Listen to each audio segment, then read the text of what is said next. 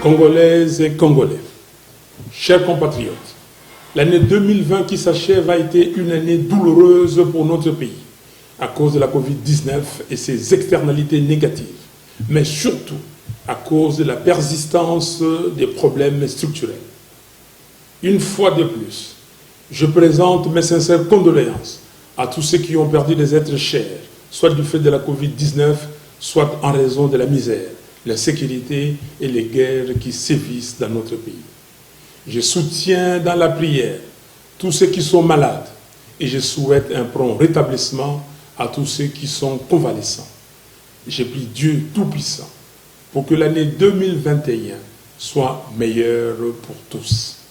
Mes chers compatriotes, face à la théâtralisation de la vie politique observée tout au long de ces 2 dernières années, permettez-moi de rappeler brièvement la mission du service public et l'essence de l'engagement politique. En effet, le service public vise ni plus ni moins la satisfaction de l'intérêt général et l'engagement politique y rattaché doit être conçu comme un sacrifice au nom de l'intérêt supérieur de la nation.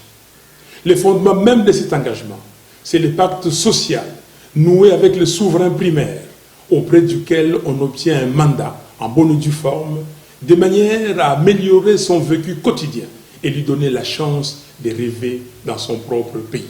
Cela implique, de la part de l'homme ou de la femme politique engagée, non seulement des aptitudes, du caractère, de la rigueur et de la discipline, mais également l'oubli de soi et un sens élevé du bien commun.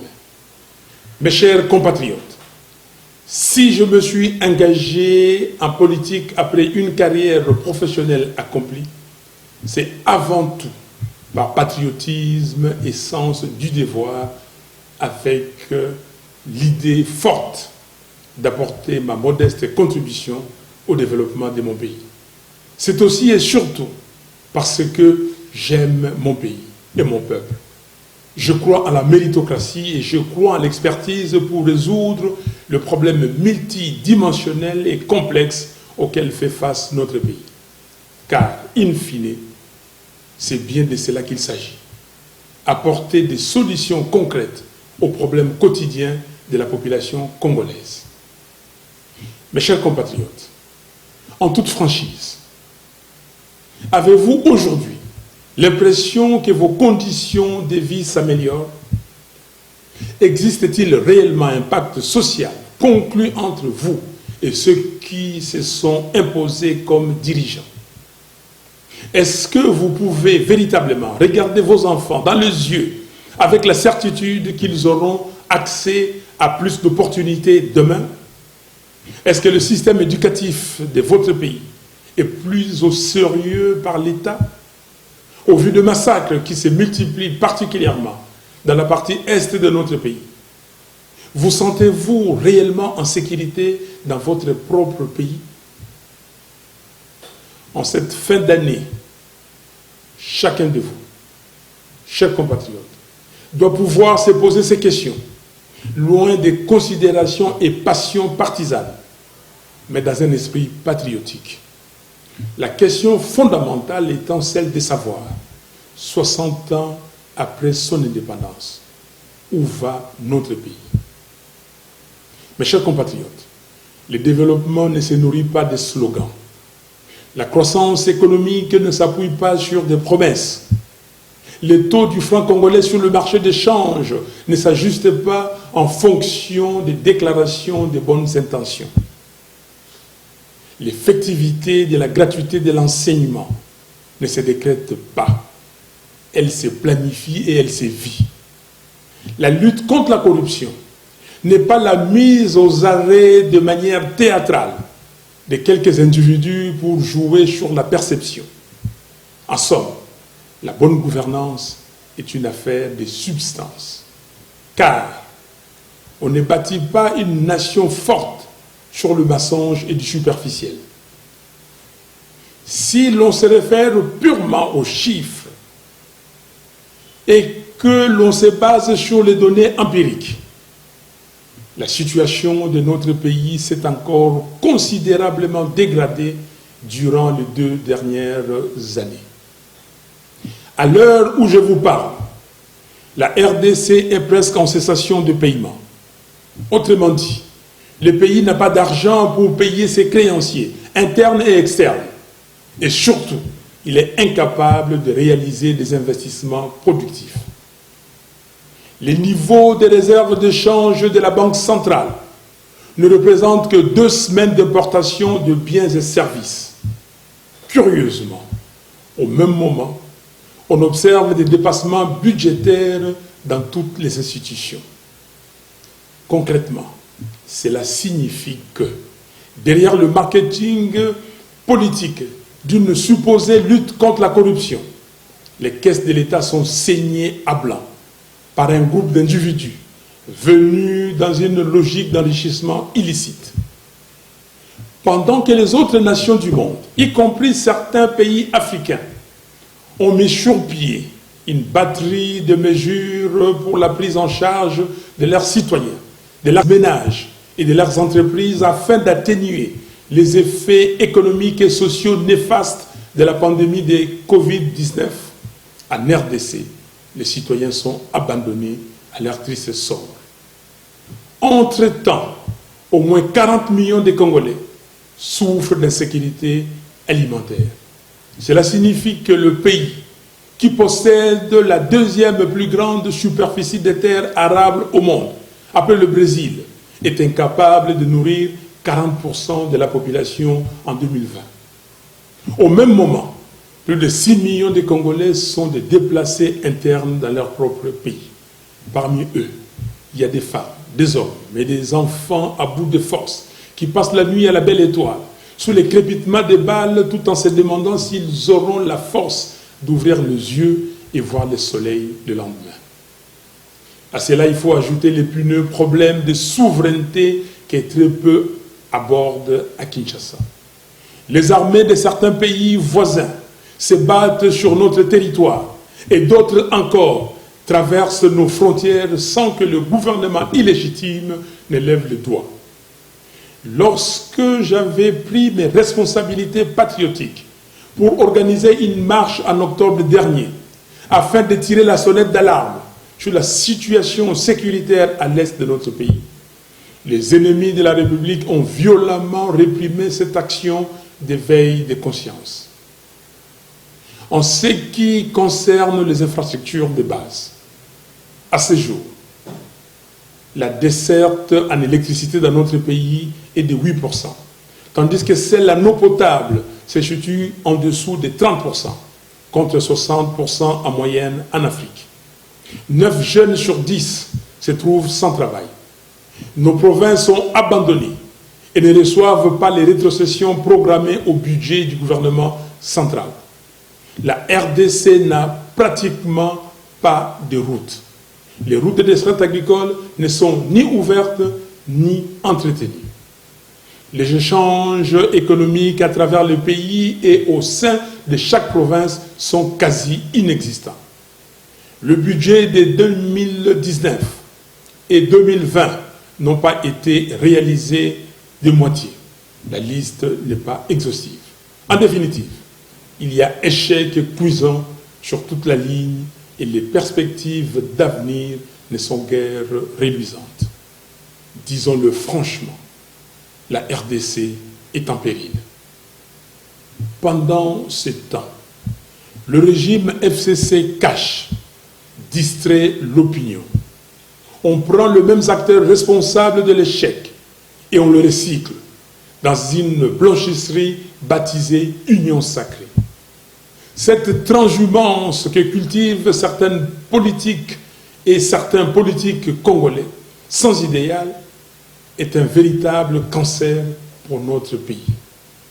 Chers compatriotes, compte tenu du fait que bon nombre de personnes qui animent les institutions de la République n'ont pas été élus par vous, peuple souverain, ils savent bien qu'ils ne vous doivent rien et donc n'ont aucun compte à vous rendre.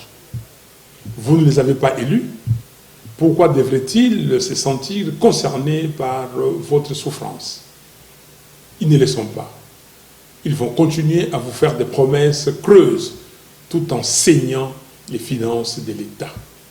Ils continueront à vous parler de l'état de droit tout en violant la Constitution et les lois de la République. Ils poursuivront l'œuvre des transgressions des principes les plus élémentaires de la morale, particulièrement chrétienne, tout en invoquant Dieu, la Bible, entre leurs mains. Les codes des interdits et l'essence du devoir ont disparu. La raison semble avoir quitté la maison Congo. Ce qui est plus regrettable, c'est la caution que leur apportent certains acteurs de la communauté internationale, qui ne semblent point tirer les enseignements des erreurs du passé. Ces représentants des vieilles démocraties et d'états de droit sont désormais ambigus et même devenus aphones quand il s'agit de défendre le principe que leur pays prône. D'aucuns sont même allés jusqu'à soutenir publiquement les faits flagrants de corruption observés récemment à l'Assemblée nationale. Nous condamnons cette politique de 2 poids 2 mesures et exigeons le respect de la part de certains de nos partenaires extérieurs. C'est ici l'occasion pour nous de rappeler à chacune et à chacun de vous que les membres du FCC cash sont les acteurs responsables de l'état morbide actuel du pays. Et tant que ceux-là même qui se sont caractérisés par les antivaleurs porteront la destinée de notre pays, il est illusoire de penser que le quotidien du Congolais pourra s'améliorer. Mes chers compatriotes, nous avons besoin d'hommes et de femmes politiques en symbiose avec le peuple, qui vont mettre fin à l'absence de l'autorité de l'État. Nous avons besoin de personnes courageuses, notamment dans les dossiers actuellement étouffés, tels que l'érection irrégulière et dangereuse de Minembwe en commune rurale, l'invasion de la partie est de notre pays par les armées de certains pays voisins, le projet de balkanisation de la partie orientale de la RDC, notre beau pays, ainsi que les pillages de nos ressources naturelles. Nous avons besoin d'hommes et de femmes politiques qui n'auront pas peur de soutenir publiquement et d'appuyer les combats que mène le docteur Denis Mukwege pour l'exhumation du rapport Mapping, ainsi que l'instauration d'un tribunal pénal international pour la RDC. Il nous faut une justice impartiale qui fonctionne pour tous et qui s'active en toute indépendance pour mettre fin au règne de la corruption, de l'impunité et de l'arbitraire. Notre pays doit avoir un cap, une direction, des compétences et une vision claire qui s'articulent non pas sur la démagogie, le mensonge et l'hypnose, mais sur une planification méthodologique et une série d'actions décisives. Où nous amène le pouvoir usurpé 2 ans après les hold-up électoraux sans précédent dans l'histoire du continent.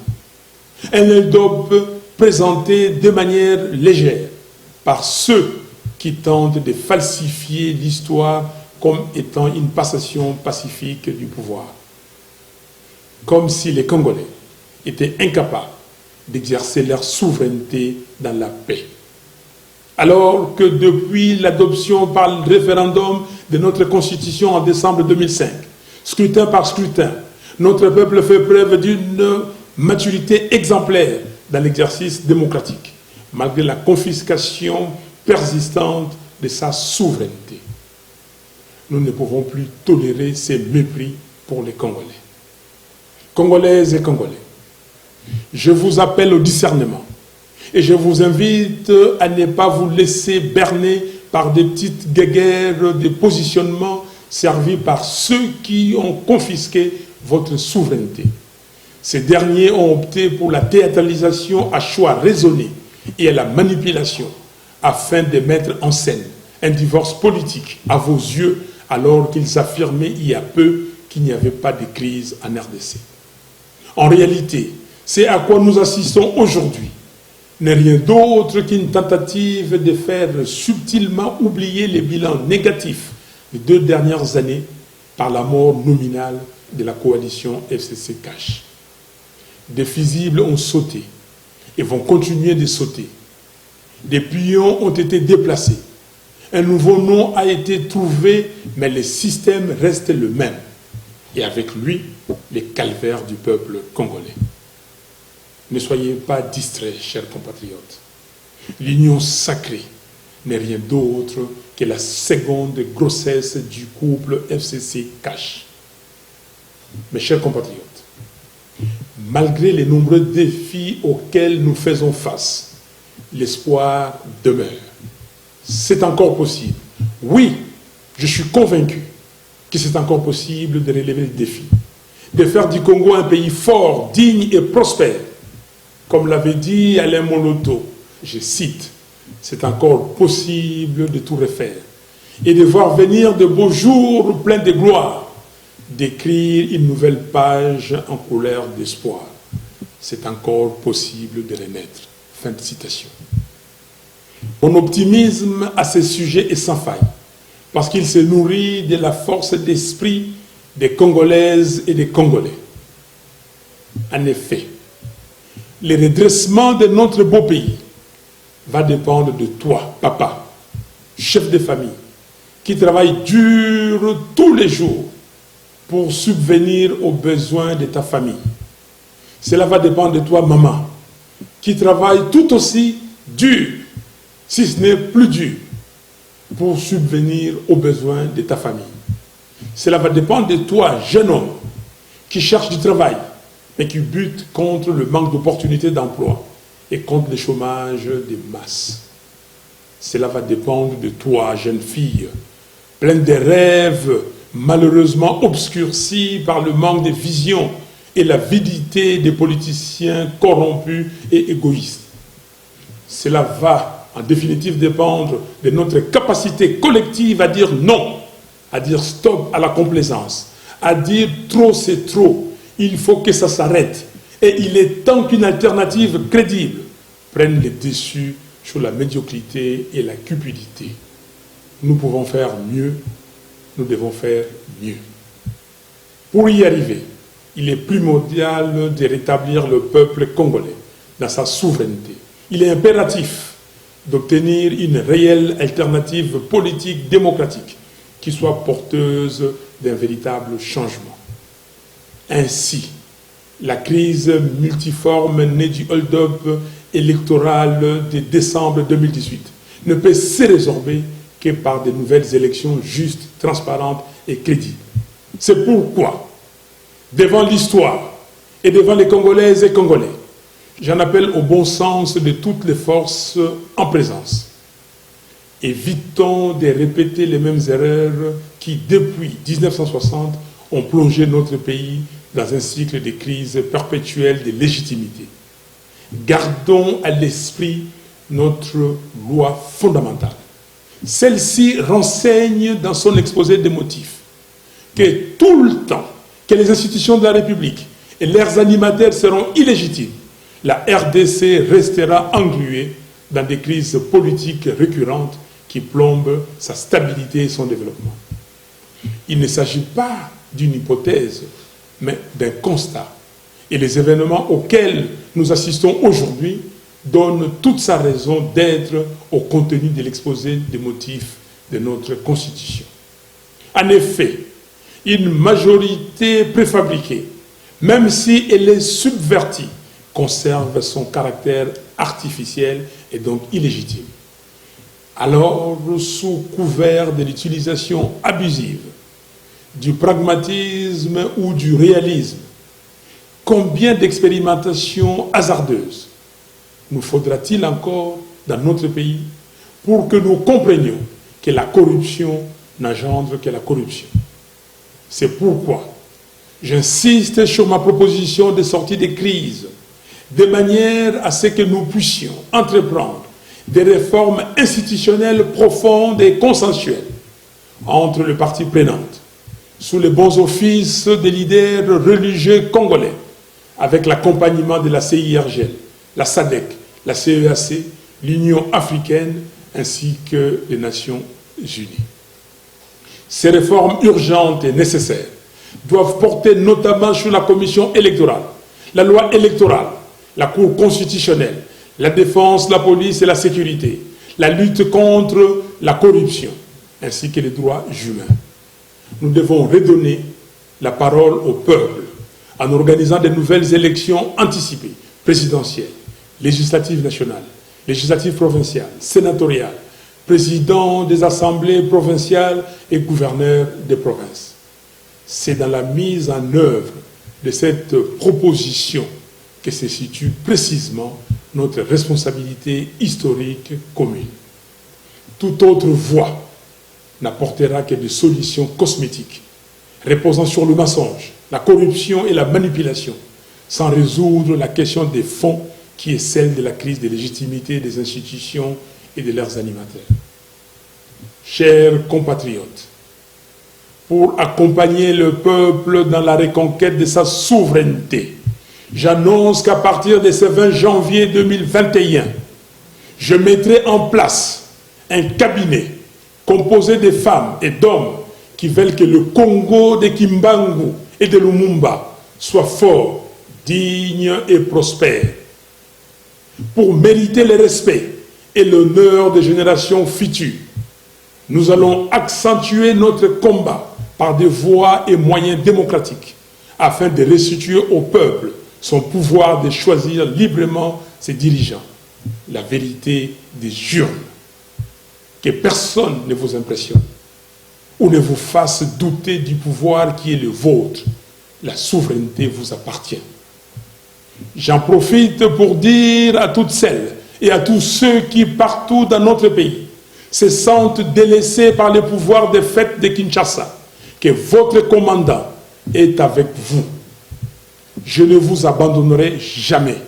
La RDC, c'est les 2 345 410 km² que composent ces 26 provinces et c'est près de 90 millions d'habitants dans toute leur diversité, sans oublier sa diaspora, qui est la première source de financement de l'économie du pays. Nous sommes un peuple vaillant et solidaire. C'est dans cet esprit de solidarité que j'avais prévu de passer la fête de Noël à Lissala, dans la province de la Mongala, comme je l'avais fait l'année dernière à Beni, dans la province du Nord Kivu. Mais mon voyage de Mbandaka, Boende et Lissala a été reporté. Je serai avec vous, mes frères et sœurs de Kinshasa et des provinces, tout au long de l'année 2021. Congolaises et Congolais, chers compatriotes, disons adieu à l'année 2020, année de la Covid-19, des massacres à l'Est, des misères, des souffrances, des corruptions, des vols, d'insécurité et des chaos institutionnels. À vous que Dieu a préservé et à qui il a donné la vitalité pour être des acteurs privilégiés du changement de notre pays. Je vous présente mes vœux le plus sincères d'espoir, de bonheur, de santé, de paix et de prospérité pour l'année 2021. Pour terminer, j'aimerais vous rappeler, chers compatriotes, que si l'histoire de notre pays nous a légué un héritage, c'est l'unité nationale. Conservons-le précieusement. Que Dieu vous bénisse, que Dieu bénisse la RDC, notre pays. Je vous remercie.